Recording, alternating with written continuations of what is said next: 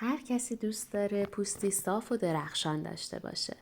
پیروی از یک رژیم غذایی سالم در کنار سبک زندگی سالم میتونه تا علائم ناشی از افزایش سن و پیری رو بهبود ببخشه. با اصلاح برنامه غذایی میتونید روند پیری رو کاهش بدید.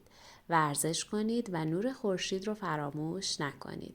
7 ماده غذایی که در ادامه مرور میکنیم در محافظت از بروز علائم پیری پوست نقش دارند.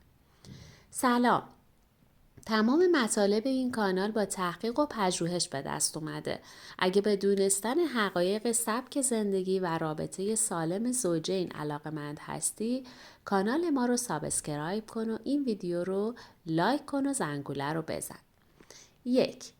نخود پخته، عدسی، پوره نخود فرنگی. وقتی که به دنبال افزایش طول عمر هستید و میخواید جوون بمونی، مهم نیست کدام رنگ نخود رو میخوای مصرف کنی. سبز، قرمز یا زرد. همگی اونها عمر شما و سلامتی پوستتون رو طولانی میکنن. نخود فرنگی پخته و سایر حبوبات که در رژیم غذایی مدیترانه‌ای و خاورمیانه به وفور یافت میشه، در واقع با توجه به مطالعه انجام شده در سطح سلولی و منتشر شده در مجله BMJ نشان داده شده که این غذا باعث کند شدن پیری میشه.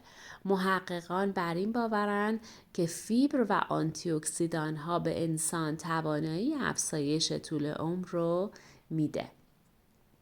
2.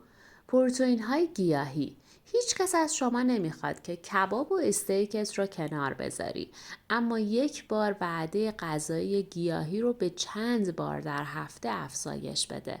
با توجه به مطالعات انجام شده توسط انجمن نفرولوژی امریکا، اضافه کردن منابع پروتئین گیاهی میتونه به افزایش طول عمر و جوانسازی پوست شما کمک بسیاری بکنه.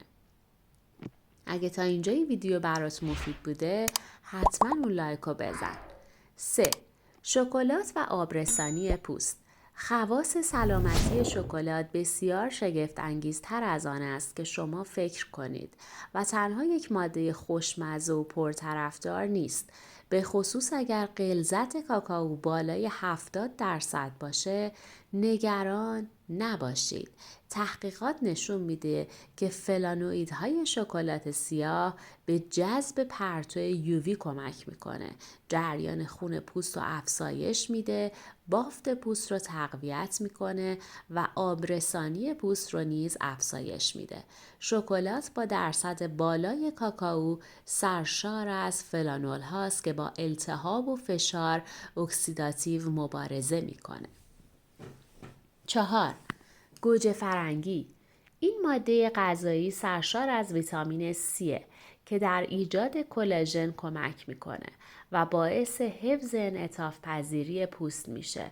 لیکوپن موجود در آن از پوست در برابر آسیب‌های یووی محافظت میکنه و عملکرد سیستم عروقی رو نیز بهبود میبخشه.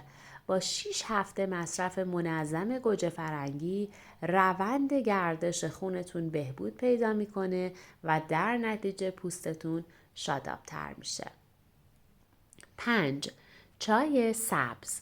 چای سبز حاوی آنتی اکسیدان و ماده شیمیایی به نام EGCG است که به رشد سلول ها کمک میکنه و برای پوست بسیار مفیده.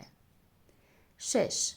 مصرف کلاژن همراه با فعالیت بدنی موجب کندی از دست رفتن عضلات و تسریع چربی سوزی میشه. این ماده خاصیت کششی پوست رو در زنان میانسال بهبود میبخشه و درد مفاصل رو نیز کاهش میده.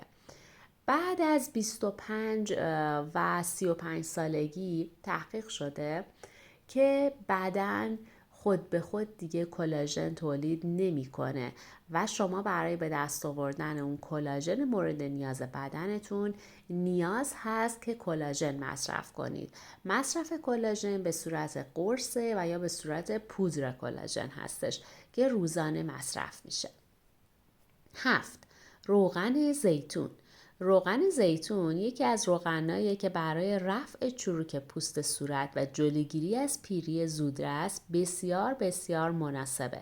این روغن از زمانهای قدیم برای پوست، زیبایی و سلامت مو و پرپشت کردن ابروها استفاده می شده.